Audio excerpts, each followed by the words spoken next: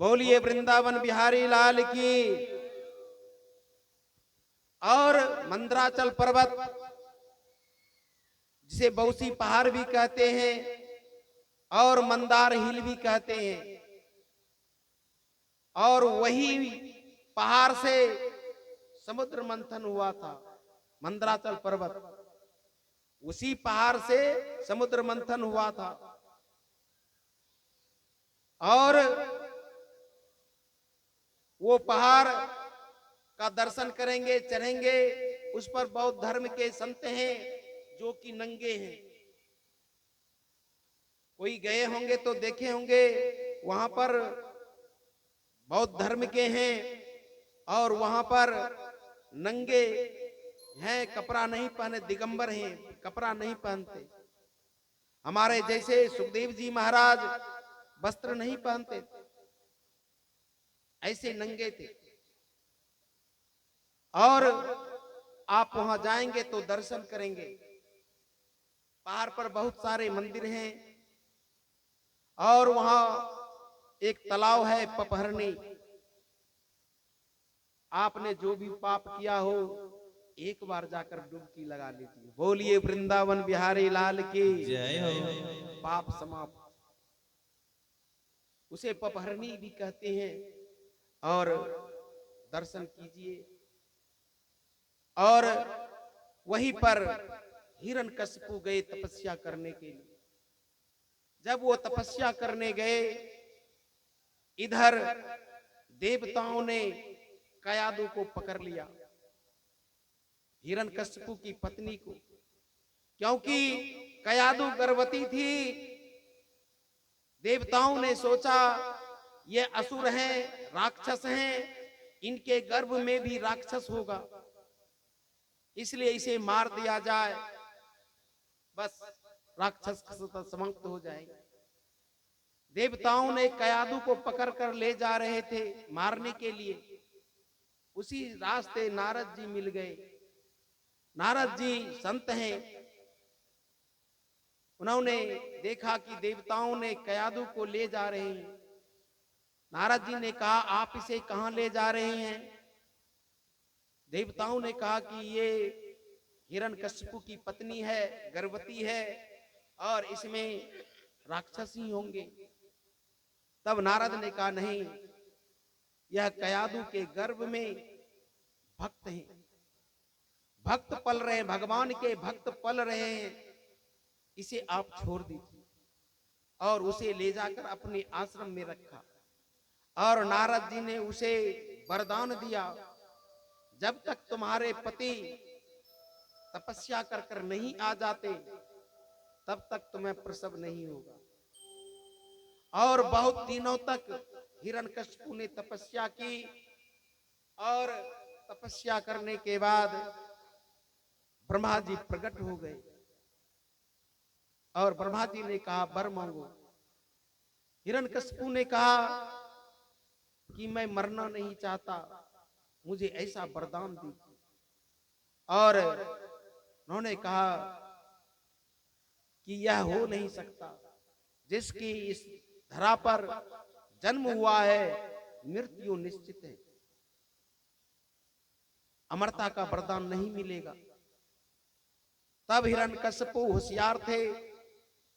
उन्होंने कहा, जो जो मैं मांगूंगा आप देंगे। कहा कि मृत्यु को छोड़कर कुछ भी मांग लो।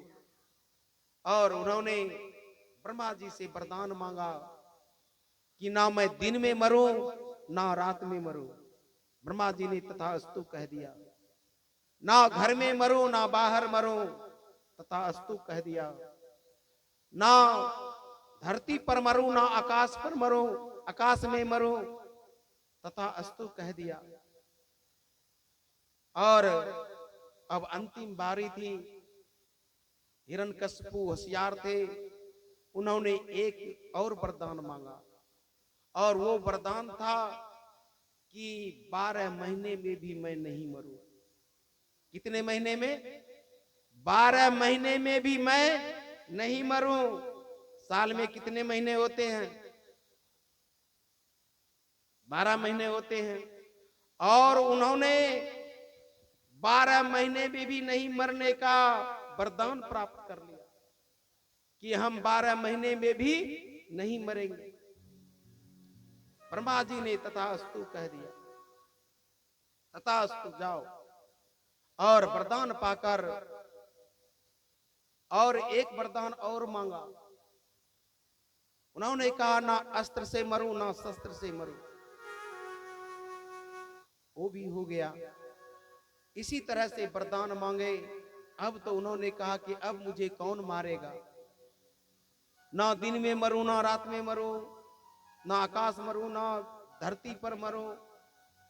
इतने सब वरदान पा करके वह अभिमान में चूर हो गया, मैं ही भगवान हूं, मैं ही भगवान हूं।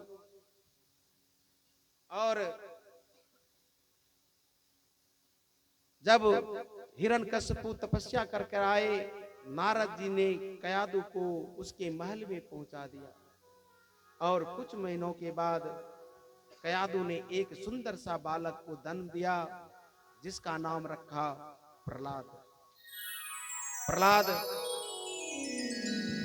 बड़े खूबसूरत थे और भगवान के भक्त थे, भगवान के भक्त थे। और उन्होंने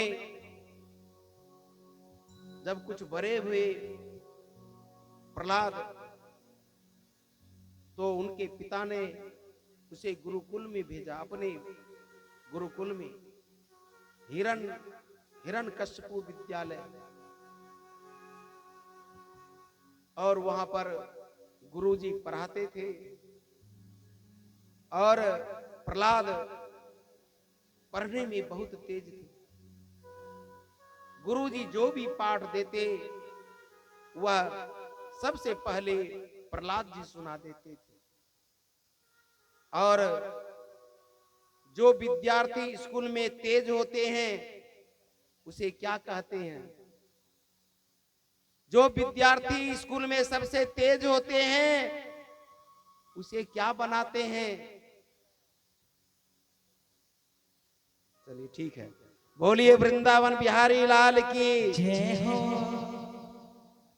उसे मॉनिटर बनाते हैं। गुरुजी कहीं जाए तो उसके सहारे छोड़ देते हैं, तुम देखना, क्योंकि पढ़ाई में तेज थे, सबको बता भी सकते थे। इसीलिए प्रहलाद को मॉनिटर बनाते। और प्रहलाद वहां पर पढ़ाई करते थे। और पढ़ाई कौन सा?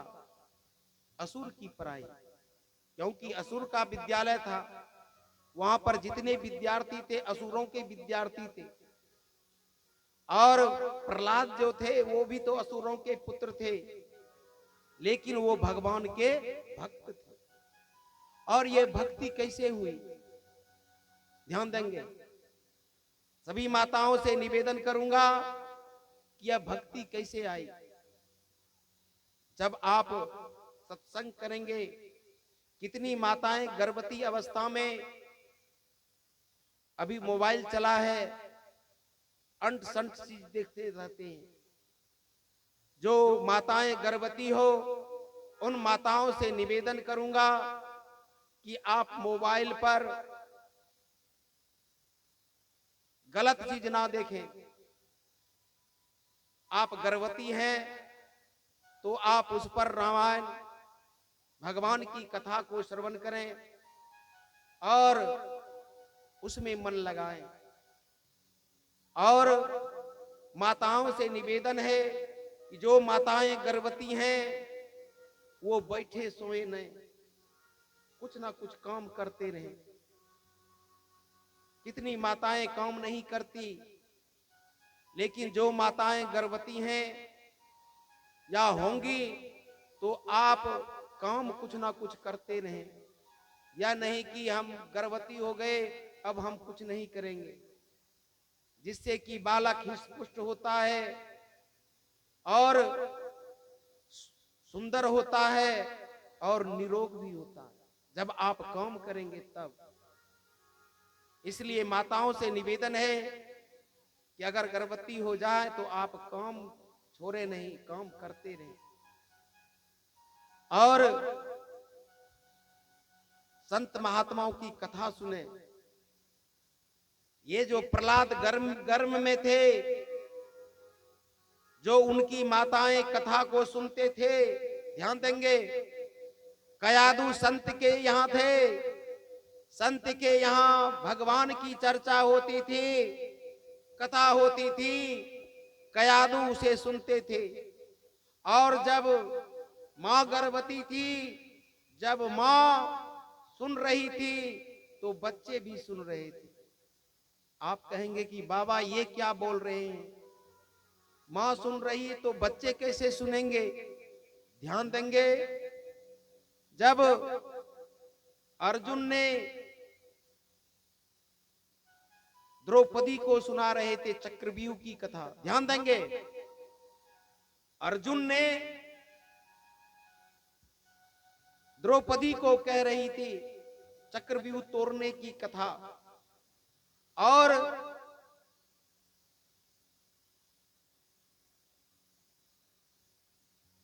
कथा सुना रहे थे। नाम तो भूल गए, चलिए कोई बात नहीं। बोलिए वृंदावन बिहारी लाल की जय हो।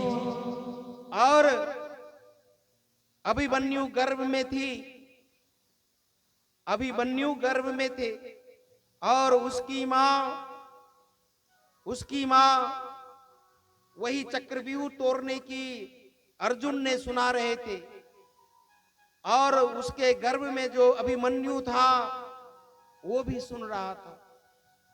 और अभिमन्यु ने 7 फाटक तोड़ना था, जबकि 6 फाटक तक ही उन्होंने सुना, कथा को सुना, और 7वां फाटक में सो गई।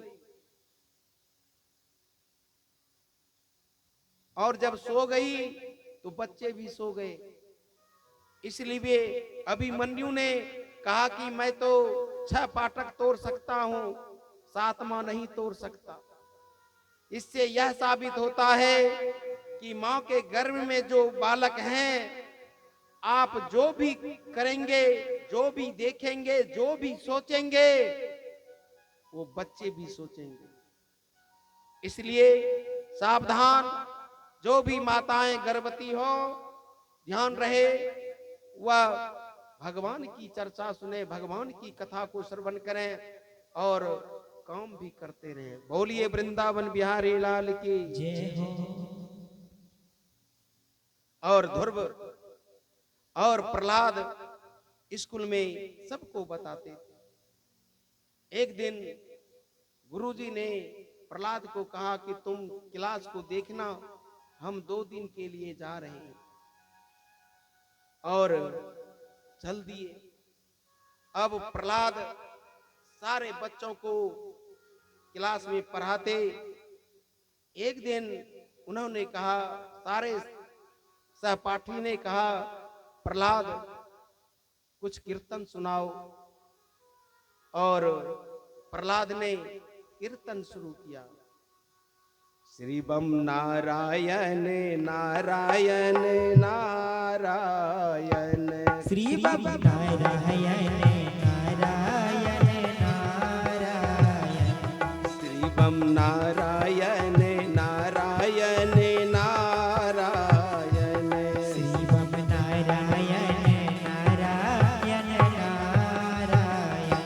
श्री बम नारायण नारायण नारायण, श्री बम नारायण नारायण नारायण, श्री बम नारायण नारायण नारायण, श्री बम नारायण नारायण नारायण, श्री बम नारायण नारायण नारायण, श्री बम नारायण नारायण नारायण, लक्ष्मी नारायण नारायण नारायण, लक्ष्मी नारायण नारायण नारायण, ओ लक्ष्मी नारायण नारायण नारायण, लक्ष्मी नारायण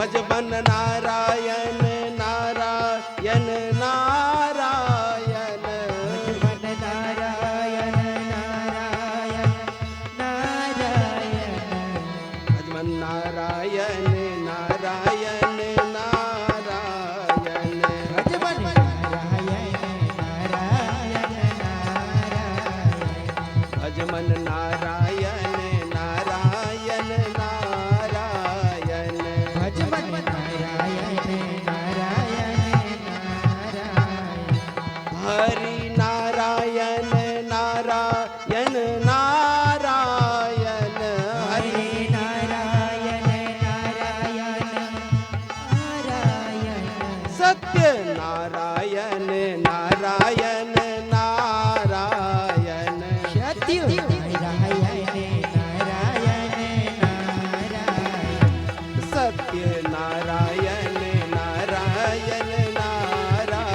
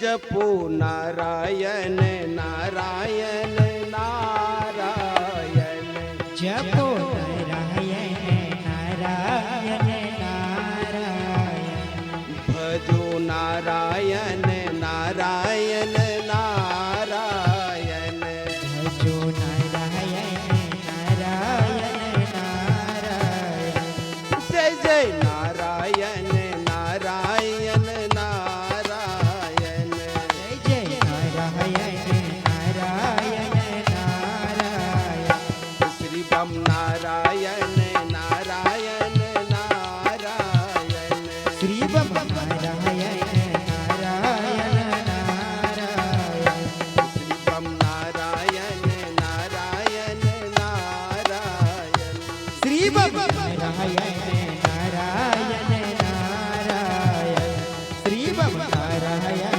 नारायण नारायण श्री बम नारायण नारायण नारायण श्री बम नारायण नारायण नारायण श्री बम नारायण नारायण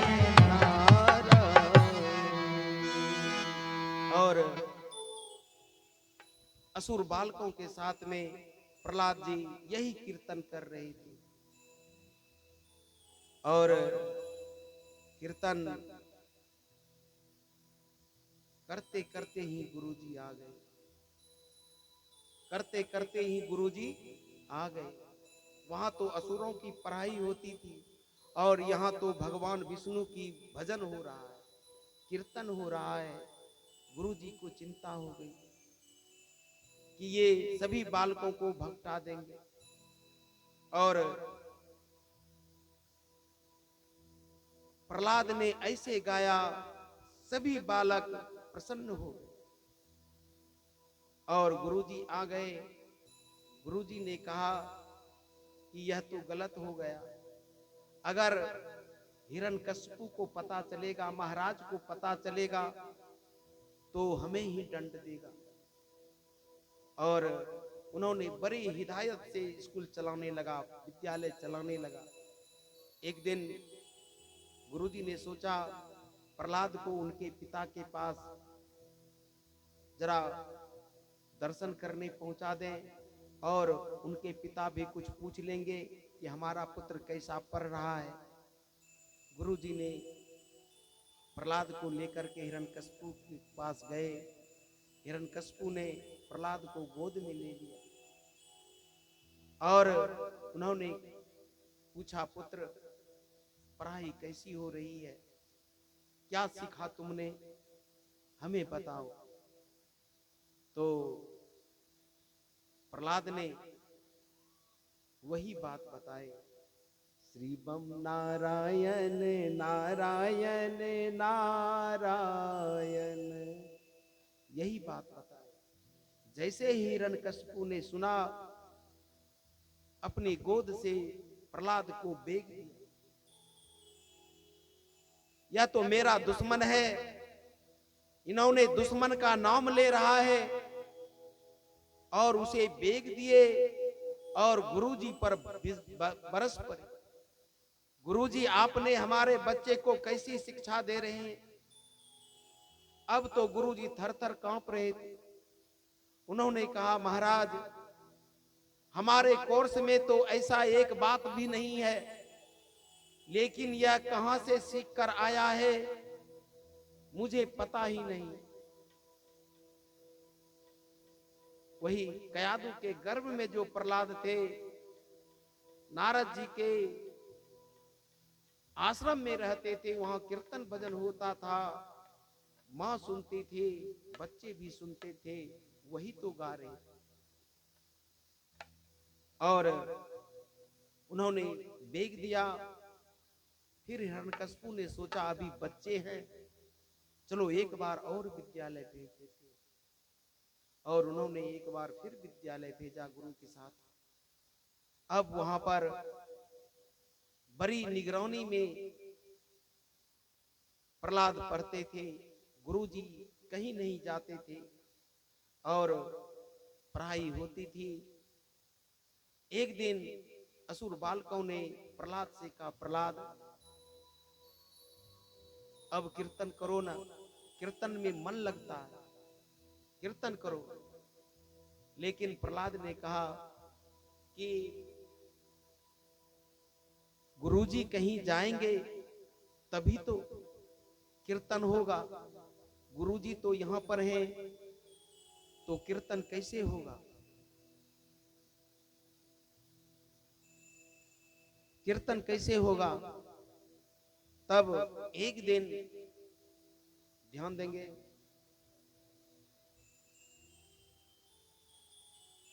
और ध्यान देंगे, सभी माताएं बैठ जाइए। और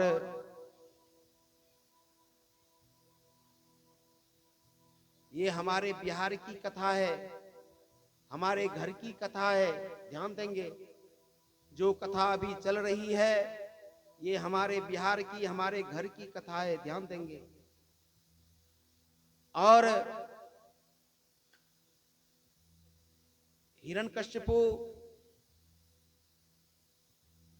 फिर विद्यालय भेज दिए।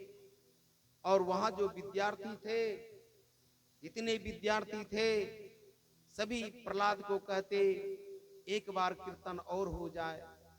प्रहलाद कहते गुरुजी कहीं जाएंगे तभी तो। जितने असुर विद्यार्थी थे सभी गुरुजी के पास गए और गुरुजी से कहने लगे, गुरुजी आप अब बाहर नहीं जाते। गुरुजी ने कहा कि हम जब बाहर जाते हैं तुम यहाँ कीर्तन करते हो और हम नहीं जाएंगे। तब प्रहलाद ने कहा, गुरुजी अगर आपको कहीं काम है तो जाइए, हम कीर्तन नहीं गाएंगे, हम कीर्तन नहीं गाएंगे। और गुरुजी ने कहा ठीक है, कीर्तन नहीं गाना। और वो चले गए, गुरुजी चले गए 2 दिन के लिए। अब उनके जितने सहपाठी थे असुर बालक, उन्होंने कहा प्रहलाद अब कीर्तन करो। तो प्रहलाद ने कहा कि नहीं, मैं कीर्तन नहीं करूंगा। असुर बालकों ने कहा कि गुरुजी चले गए हैं, कीर्तन करो।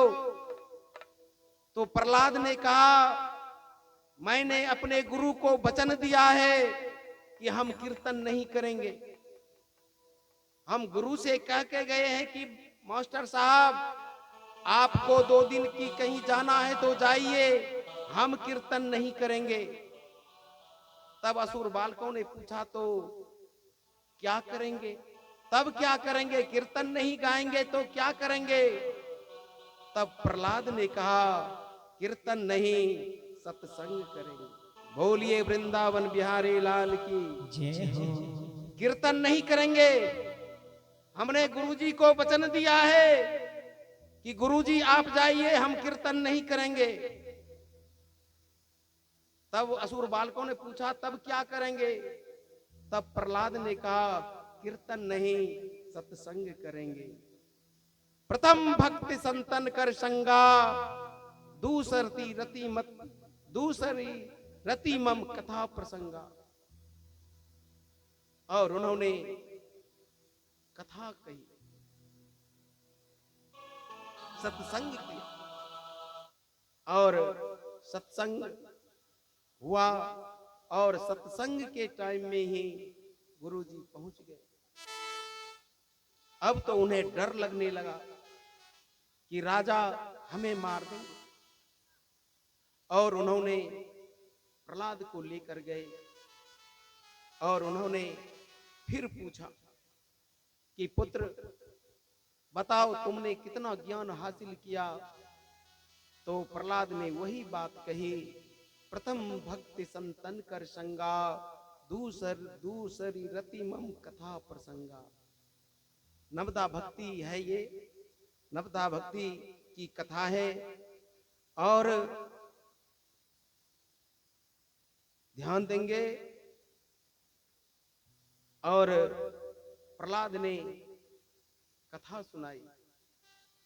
अब तो हिरण्यकश्यपु को आग बबूला हो गए, ये मेरा दुश्मन है, चलो हम इसे मारेंगे। और बड़े ही यातनाएं दी। सबसे पहले उन्होंने अपनी पत्नी को बुलाए, कयादू को, और उन्होंने कहा कि तुम इसे दूध में जहर देकर दे दो, ये मर जाएगा। कोई माँ अपने बच्चे को देंगे जहर, दूध में देंगे, लेकिन कयादू जो थी पतिव्रता नारी थी, उन्होंने कहा पति का आज्ञा मानना है, और पति हैं तो पुत्र बहुत होंगे। इसलिए उन्होंने दूध में जहर देकर के प्रहलाद को दिए पीने के लिए। लेकिन भगवान की माया, कहीं धूप कहीं छाया, जाको राखे साइया, मार सके ना कोई, बाल ना बाका कर सके, जो जग बैरी। दूध भी अमृत बन गया, कुछ नहीं हुआ। पहाड़ पर से गिराए, हाथी को लेकर के उसे कुचलवाने की कोशिश की, लेकिन हाथी भी उसे सूर में उठाकर अपनी पीठ पर बिठा लिया।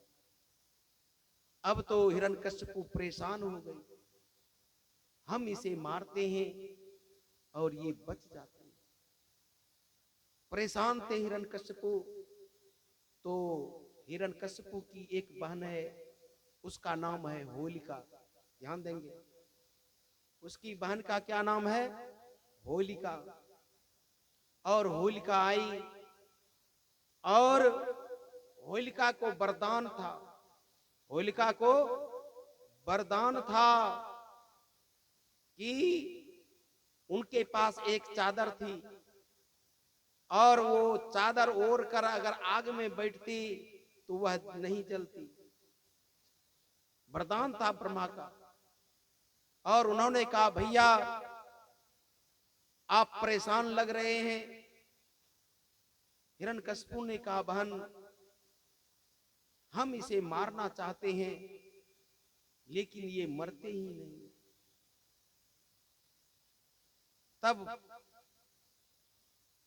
होलिका ने कहा, भैया आप चिता जलाओ, आग चिता बनाओ, हम प्रहलाद को गोद में लेकर बैठ जाएंगे और आप आग लगा देना, हम तो बच जाएंगे, ये प्रहलाद जलकर भस्म हो जाएंगे। वही हुआ, चिता लगाई गई, उसमें होलिका प्रहलाद को गोद में लेकर बैठी, लेकिन जब आग लगाए, हवा का एक ऐसा झोंका आया कि होलिका के बदन से वो चादर प्रहलाद में लिपट गया। होलिका जलकर राख हो गई, प्रहलाद बच गए, प्रहलाद बच गए। हम लोग वही होली उत्सव मनाते हैं, होली उत्सव मनाते हैं, होलिका दहन करते हैं। ये फागुन की पूर्णिमा, फागुन की पूर्णिमा में हम होलिका दहन करते हैं। और अभी जो 2-3 दिन के बाद, 4 दिन के बाद लोग कहते हैं 1 जनवरी नया साल, ये नया साल नहीं है। ये जो आप लोग कहते हैं कि नया साल 1 जनवरी, ये नया साल नहीं है। हम लोग का हिंदी नया साल चैत्र मास है। कौन सा मास? चैत्र मास। और हम जब भी गिनते हैं, चैत बैसाख जेठ आषाढ़ सावन भादो आश्विन कार्तिक अगहन पूष माघ फागुन, और फागुन में हम होलिका दहन करते हैं पूर्णिमा के दिन। और हम 1 चैत को हम रंग उत्सव खेलते हैं, पुआ पूरी आदि चीज, नई चीज खाते हैं और पकवान खाते हैं। हम उस दिन उत्सव मनाते हैं। इसलिए हिंदी नववर्ष जो है चैत्र का पहला दिन है, और फागुन के पूर्णिमा के दिन होलिका दहन हुई थी। और हम लोग भी होलिका दहन करते हैं, संबंध जलाते हैं, और इस पर बुराई पर अच्छाई की विजय हुई।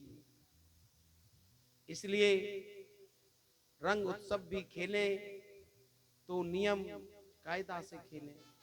हमने बुराई पर अच्छाई की विजय की है। और कितने आदमी शराब पी लेते हैं, कितने आदमी मांस मदिरा पी लेते हैं और गांजा भांग आदि खा लेते हैं। अरे उत्सव मनाइए, क्यों दारू पी करके अपने जीवन को बर्बाद कर रहे हैं? क्यों अपने आप को नीचा कर रहे हैं, नीचा दिखा रहे हैं? अरे उत्सव मनाइए, रंग उत्सव मनाइए, रंग खेलिए, पुआ पूरी पकवान खाइए, एक दूसरे से गले मिलिए। क्या आप खाक मिलेंगे? आप शराब पी कर तो ठग रहे हैं। क्या दूसरे को आशीर्वाद देंगे? आपके बच्चे भी प्रणाम करने आएंगे तो आपका तो आंख बंद है, ऐसे कर रहे हैं। क्या फायदा? ऐसा क्या उत्सव मनाना? हम तो बुराई पर अच्छाई की विजय प्राप्त की है, और आपने बुराई ही पकड़ रखा है। समाज में कैसे उन्नति होगा? मैं तमाम युवाओं से निवेदन करूंगा, जो कि होली के उत्सव पर अच्छा त्योहार है, उस दिन आप भांग धतूरा दारू शराब आदि खा करके गाली गलौज कुछ से कुछ बोलते हैं। आपने बुराई पर अच्छाई विजय प्राप्त की है और आप बुराई को ही पकड़े हैं। क्या फायदा उत्सव मनाने का? क्या उत्सव मनाने का फायदा? इसलिए सावधान, उत्सव मनाइए, अपने परिवार में अपने बच्चों के साथ, अपने परिवार के साथ, अपने माता पिता के साथ प्रेम से रहिए और रंगोत्सव खेलिए और अपने जीवन को धन बनाइए। और मैं तमाम युवाओं से निवेदन करूंगा कि आप जब शराब पी कर आएंगे तो समाज के लोग भी बिगड़ेंगे। आपको देखकर आप सुधरेंगे, जग सुधरेगा। आप गलत चीज को छोड़कर अच्छा कार्य करें, और जब आप अच्छा कार्य करेंगे तो आपका भी सम्मान होगा। बोलिए वृंदावन बिहारी लाल की जय हो। रंग उत्सव है, गले मिलिए, पुआ पूरी खिलाइए, सबसे गले मिलिए, रंग उत्सव मनाइए। और होलिका जलकर भस्म हो गई। अब तो हिरण्यकश्यपु को क्रोध आ गया और उन्होंने पकड़ लिया प्रहलाद को और उन्होंने कहा कि हम तुम्हें मारते हैं, तुम मरते नहीं। तब प्रहलाद ने कहा, पिताजी, जो भगवान आपके अंदर है वो हमें मारना चाहता है, लेकिन मेरे अंदर जो भगवान है वो बचा लेते हैं।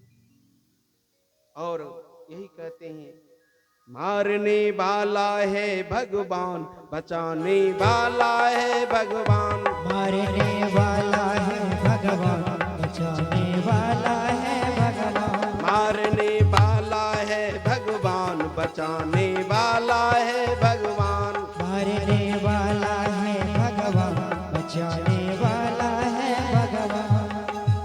बाल नबा का होता उसका,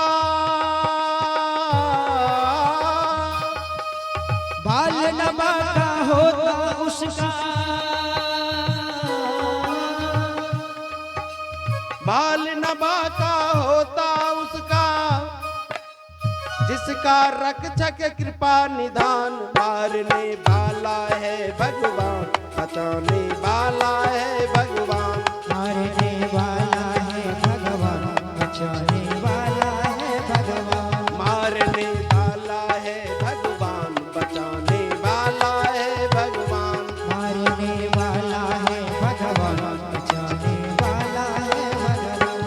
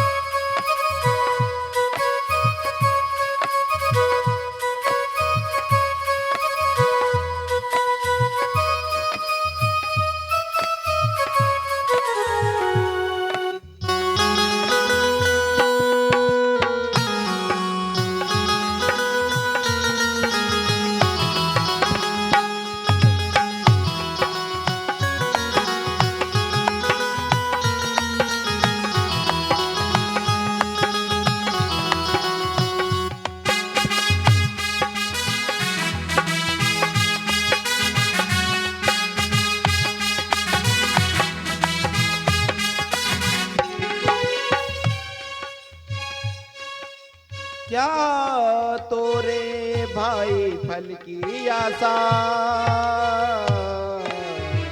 स्वार्थ बिना प्रीत जोरे।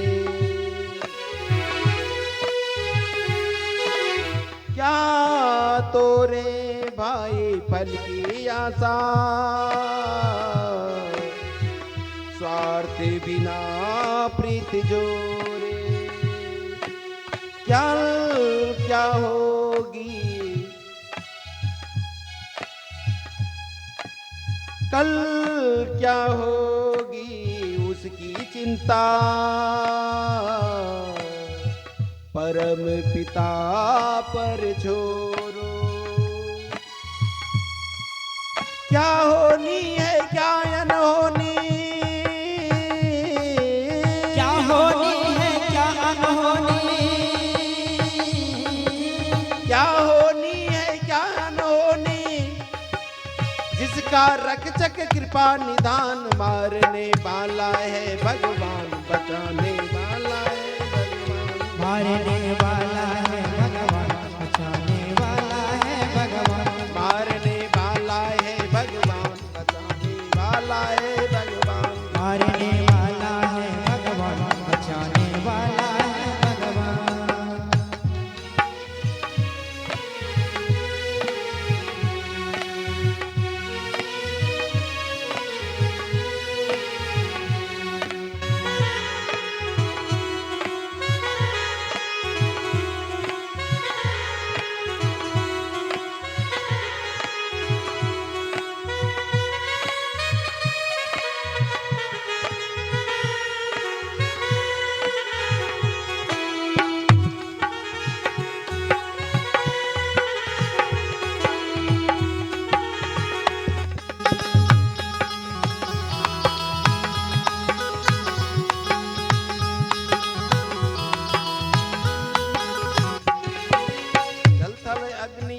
आकाश गगन पर केवल उनकी सत्ता।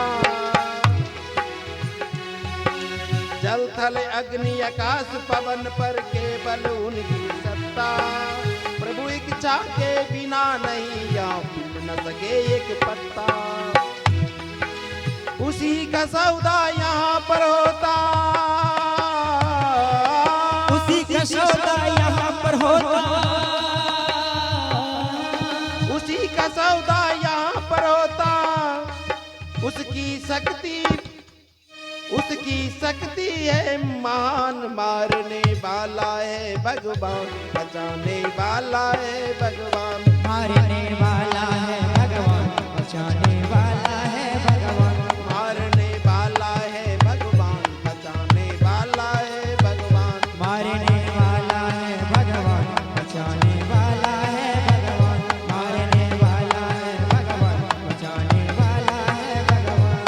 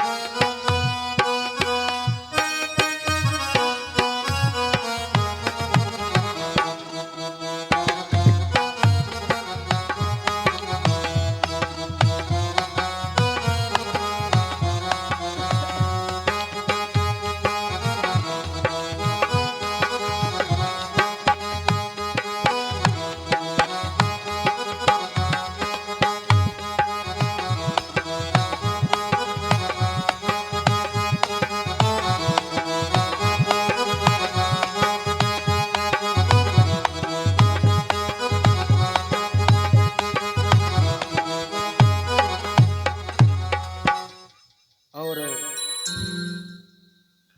हिरण्यकशिपु ने प्रहलाद को पकड़कर खम्भे में बांध दिया और उन्होंने कहा, कहां है तेरा भगवान, बुलाओ, तलवार निकाल। कहां है तुम्हारा भगवान? प्रहलाद ने कहा कि पिताजी, जिस तलवार को आप उठाए हैं इसमें भी भगवान है, और जिसमें मुझे बांधे हैं इस खम्भे में भी भगवान है। और जैसे ही प्रहलाद ने कहा, और प्रहलाद की वाणी को सच करने के लिए भगवान ने उस खम्भे को फाड़ कर प्रकट हो गए और आधा शरीर मनुष्य का, आधा शरीर सिंह का, और नरसिंह भगवान के रूप में आए। बोलिए नरसिंह भगवान की जय हो। भक्त की पुकार सुनते हैं। अगर आप भी सच्चे मन से पुकारेंगे, भगवान आज भी खड़े हो जाएंगे, लेकिन मन शुद्ध होना चाहिए। प्रहलाद ने विश्वास के साथ कहा कि इस खम्भे में भी है, और भगवान उनकी बात को सच करने के लिए खम्भे से प्रकट हो गए और उन्होंने हिरण्यकशिपु को पकड़ा और अपने गोद में लिटा लिया। और नरसिंह भगवान ने कहा, अब हम तुम्हें मारेंगे। हिरण्यकशिपु ने कहा, आप हमें मार नहीं सकते। भगवान ने कहा, हम तुम्हें क्यों नहीं मार सकते? उन्होंने कहा कि ना मैं दिन में मरूं ना रात में मरूं। भगवान ने कहा, यह अभी गोधूली का बेरा है, संध्या वक्त, ना रात है ना दिन है, ना धरती पर मरूं ना आकाश में मरूं। भगवान ने कहा, ना तो धरती पर है ना आकाश पर, मेरी गोद में है। ना घर में मरूं ना बाहर मरूं, ना घर में है ना बाहर ओलती में है। फिर भी हिरण्यकशिपु ने कहा आप मुझे मार नहीं सकते, मैं अस्त्र शस्त्र से नहीं मरूंगा। उन्होंने कहा देखो मेरे हाथ में कोई अस्त्र शस्त्र नहीं है, मैं तुम्हें इस नाखून से मारूंगा, पंजे से मारूंगा। तब हिरण्यकशिपु ने कहा कि हम 12 महीने में भी नहीं मरूंगा। जैसे ही कहा, और एक बात ध्यान देंगे, हमारे सनातन धर्म में हिरण्यकशिपु को मारने के लिए ही भगवान ने 13 महीना बनाए। 13 महीना हिरण्यकशिपु को मारने के लिए भगवान ने 13 महीना बनाए।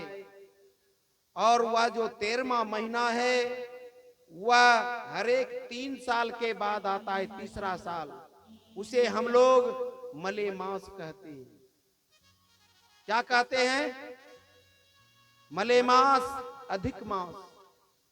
ध्यान देंगे, जब हम कोई पूजा अर्चना करते हैं, कभी आपने सुना होगा कि विश्वकर्मा पूजा 18 तारीख को है, सुने हैं? सुने हैं कि 18 तारीख को विश्वकर्मा पूजा है। अगले साल लगा था, अगले साल तिल संक्रांत 15 तारीख को है, सुने हैं? तिल संक्रांत 15 तारीख को है। यह जो नीति नक्षत्र जो है, यही काट काट करके 1 महीना बना है। विश्वकर्मा पूजा आज होगा, वही तिथि नक्षत्र को काट काट करके 1 महीना, 3 साल में 1 महीना बढ़ता है, और वह होता है मलेमास, अधिक मास। और अधिक मास में ही हिरण्यकशिपु की मृत्यु हुई 13वां महीना में, क्योंकि उन्होंने 12वां महीना में तो उन्होंने वरदान ही प्राप्त किया था कि 12 महीने में भी नहीं मरो। लेकिन भगवान ने एक ऐसी की, उसे नीति नक्षत्र काट काट करके 1 महीना बनाया। 3 साल पर 1 महीना बढ़ता है मलेमास, जो कि राजगीर में मेला लगता है। राजगीर में मेला लगता है और वह चक्र घूमते रहता है, और हिरण्यकशिपु की मृत्यु हो गई, समाप्त हो गई। और ध्यान देंगे, भगवान हमारे पूर्णिया जिले के बनबनकी में भगवान आए, बिहार की पावन धरती पर भगवान आए, नरसिंह भगवान आए। आप यह नहीं कहेंगे कि हमारे धरती पर भगवान नहीं आए, सिर्फ वृंदावन अयोध्या में भगवान आए। हमें गर्व होना चाहिए कि हमारे बिहार की पावन धरती पर भी भगवान आए हैं, नरसिंह भगवान की। और हमारे पूर्णिया जिले में हमारे संत आए, जहां पर भगवान प्रकट होते हैं वहां पर संत आते हैं। और हमारे महर्षि मई परमहंसी महाराज का जन्म स्थान बनबनकी में ही है। बोलिए वृंदावन बिहारी लाल की जय हो, श्री सद्गुरु महाराज की जय हो। हमारे बिहार की पावन धरती इतना धन्य धन्य है कि यहाँ पर भगवान प्रकट हुए हैं और संत प्रकट हुए हैं। यह बिहार की भूमि संतों की भूमि है, जो कि आज विश्व में हमारे महर्षि मई परमहंसी महाराज का चर्चा विदेशों में चल रही है। विदेशों में भी हमारे बिहार की संत की कथा गाई जा रही है। हम लोग महान हैं, जो हमारे पावन धरती पर भगवान आए, संत आए। और कितने आदमी कह देते हैं कि बिहार तो जंगल राज है। मैं उन महान भावों से निवेदन करूंगा कि हमारी बिहार की पावन धरती इतनी अच्छी है कि कोई धरती अच्छी नहीं है। यहां पर संत आए, भगवंत आए, और हमारे भागलपुर जिले में, हमारे कहलगांव के बगल में विक्रमशिला विश्वविद्यालय था। हमारे भागलपुर जिले में विश्वविद्यालय था, जो कि देश विदेश के लोग हमारे यहाँ शिक्षा ग्रहण करते थे। बिहार की, भागलपुर की पावन धरती पर ज्ञान प्राप्त करते थे, और यहां से पढ़कर लोग, विदेश के लोग आते थे पढ़ने के लिए। और हमारे पटना विश्वविद्यालय बिहार की पावन धरती पर आज भी चल रहा है। और कितने आदमी कह देते हैं ये तो जंगल राज है। मैं उन महानुभावों से निवेदन करूंगा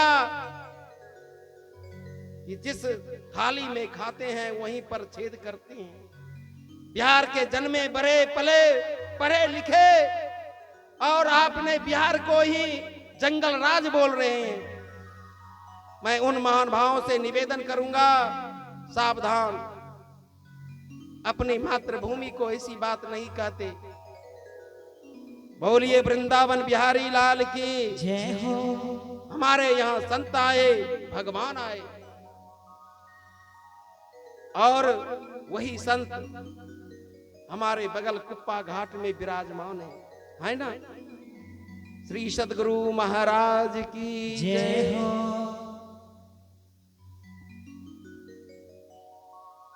जो कि संत की महिमा अपार है। ये भागलपुर की धरती संतों की भूमि है, और हमारे बिहार में ऐसे ऐसे स्थान हैं। बटेश्वर स्थान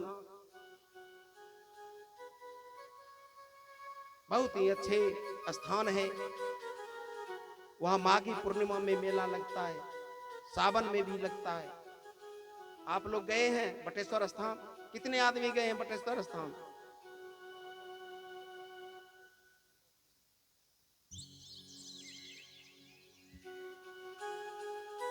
अगर जो नहीं गए हैं, वहां पर बहुत अच्छा मंदिर है, शिव मंदिर है, आप दर्शन करके आएंगे। पहाड़ है, पहाड़ पर ही है। बोलिए वृंदावन बिहारी लाल की जय हो। और उसी समय भगवान ने उसे मारा। उसके बाद भगवान का क्रोध शांत ही नहीं हो रहा था। सारे देवी देवता परेशान हो गए कि भगवान का क्रोध शांत कैसे हो। सबने विचार किया कि लक्ष्मी जी को बुलाया जाए। लक्ष्मी जी सामने आएंगी तो उनका गुस्सा शांत हो जाएगा, क्रोध शांत हो जाएगा। लक्ष्मी जी आई, और जैसे ही लक्ष्मी जी ने देखा तो उनको भी डर लगने लगा। उन्होंने कहा कि ऐसा रूप हमने कभी नहीं देखा है अपने पति का। वही विष्णु नरसिंह भगवान बनकर आए। अभी हमने पहले 24 अवतार की कथा कही है। और लक्ष्मी भी डर गई। हमने अपने पति का ऐसा रूप नहीं देखा था, भयानक रूप, क्रोधित। और लक्ष्मी मां नहीं गई। तब सभी संतों ने प्रहलाद से कहा, प्रहलाद तुम ही जाओ। और प्रहलाद हाथ जोड़कर प्रभु के सामने गए। जैसे ही प्रहलाद गए, भगवान ने उसे गोद में उठा लिया और उसे चूमने लगे। उनका क्रोध शांत हो गया। भगवान ने कहा, प्रहलाद तुम कुछ मांगो, हम तुम्हें देंगे। तब प्रहलाद ने कहा, भगवान मेरे पिता का सदगति हो जाए। मेरे पिता अनाचारी थे, व्यभिचारी थे, और आप मेरे पिता को सदगति दे दें, उद्धार कर दें। भगवान ने उसको सदगति कर दी। इसलिए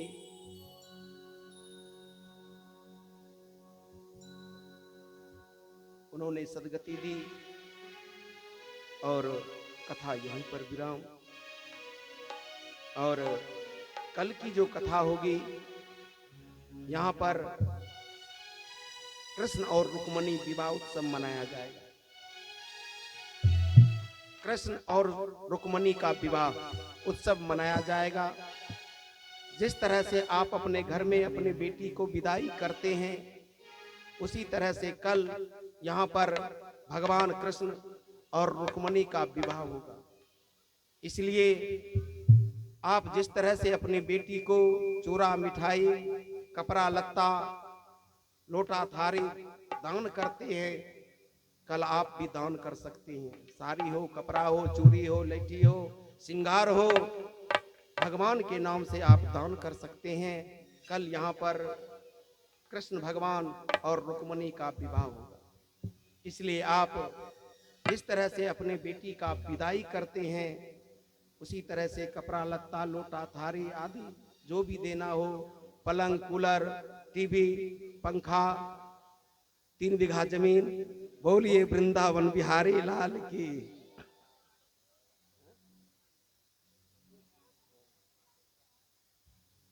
और ट्रंक ट्रंक ट्रंक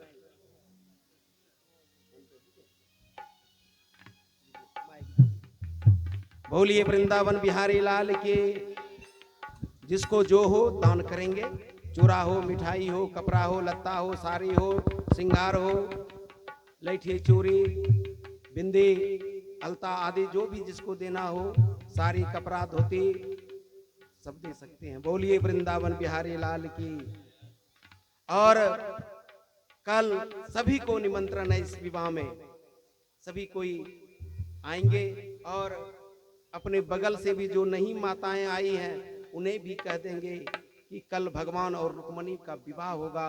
यहाँ मंगल गीत गाए जाएंगे और समधि मिलाए जाएंगे, आदि आदि सब कुछ होगा। बोलिए वृंदावन बिहारी लाल की।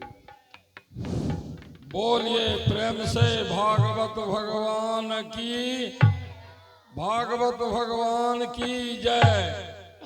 आप सभी धर्म प्रेमियों से निवेदन है कि आपको मालूम होना चाहिए कि 28 तारीख तक यह कार्यक्रम होगा। 29 कर दिए, 29 तारीख तक यह कार्यक्रम होगा। आप लोग जिस तरह से शांति प्रदान करते रहे हैं, उसी तरह से शांति प्रदान करेंगे। विशेष सूचना यह है कि भागवत की कथा शाम संध्या 6-7 बजे प्रारंभ होती है। इस बीच में एक प्रोग्राम और मैं लाया हूं, जिसका नाम है सत्संग। सत्संग में मानव धर्म आश्रम किशनपुर में जो है, वहाँ के प्रधान बाबा आपको शनिवार के दिन में ही प्रोग्राम करेंगे इसी मंच पर। आप लोग तमाम सत्संग प्रेमी भक्तगण, माताएं एवं बहनों, जितना अधिक से अधिक संख्या में हो, दिन के 12 बजे इसी स्थान पर आकर सत्संग को सुने। मानव धर्म आश्रम के बाबा आएंगे और आप लोगों को जो है सत्संग से लाभ उठावेंगे। बोलिए प्रेम से सत्संग मानव धर्म आश्रम की जय।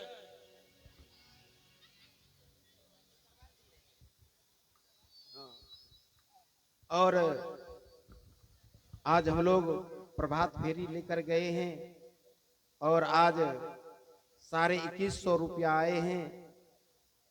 और कल की जो प्रभात फेरी होगी, इसी सरपंच जी के घर से इधर ब्राह्मण टोल, मिश्र टोल आदि जो भी टोले हैं, इधर प्रभात फेरी कल होगी। कल अपने रास्ता घाट को, घर को साफ सुथरा करेंगे ठाकुर जी, और संत की टोली आपके घर घर आएंगे और उनकी पूजा करें और अर्चना करें और दान देकर इस यज्ञ को सफल बनाएं। खर्च बहुत है, अभी तक 5000 रुपया आया है, खर्च 1 लाख से अधिक है। इसलिए मैं तमाम माता बहनों से, भाई बंधु से निवेदन कर रहे हैं कि आप इस यज्ञ में बढ़ चढ़ कर दान दें और इस यज्ञ को पूर्ण करें। बोलिए वृंदावन बिहारी लाल की जय हो।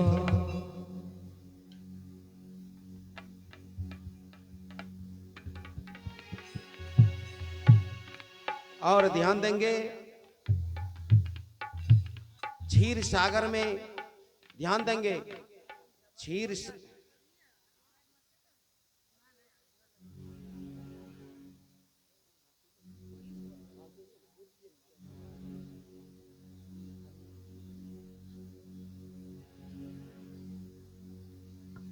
बोलिए प्रेम से श्री सद्गुरु महाराज की।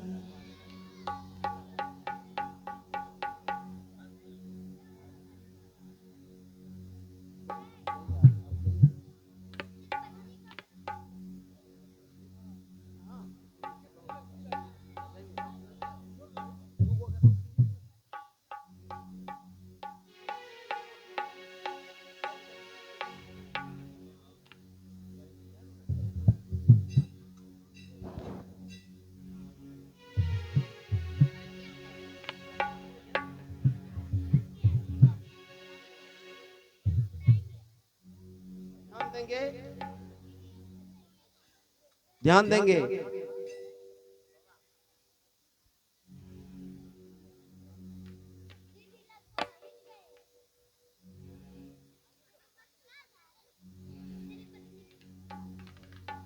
और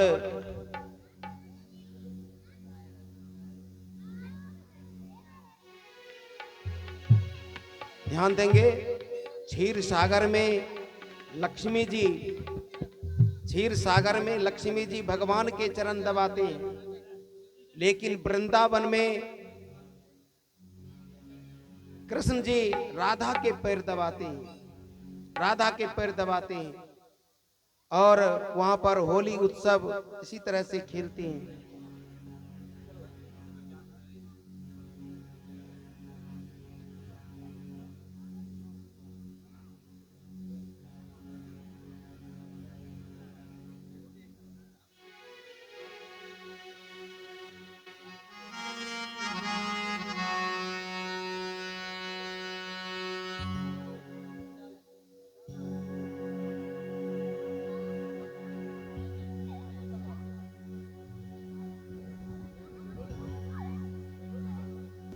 बोलिए कृष्ण भगवान की। जो आम के पत्ता काटे हैं आप लाए हैं तो लेते आइए। आम का पत्ता काटी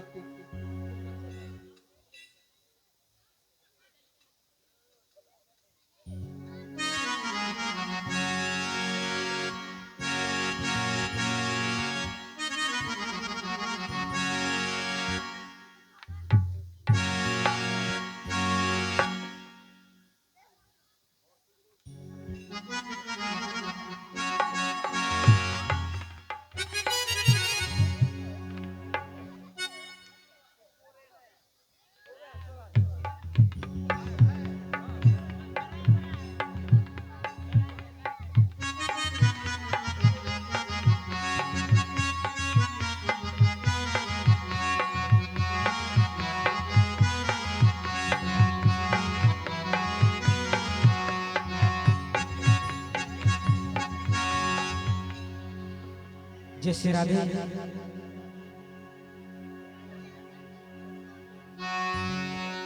सदा आनंद रहे द्वारी मोहन खेले होली हो, सदा आनंद रहे द्वारी मोहन खेले होली हो, मोहन खेले होली हो भैया मोहन खेले होली हो, मोहन खेले होली हो भैया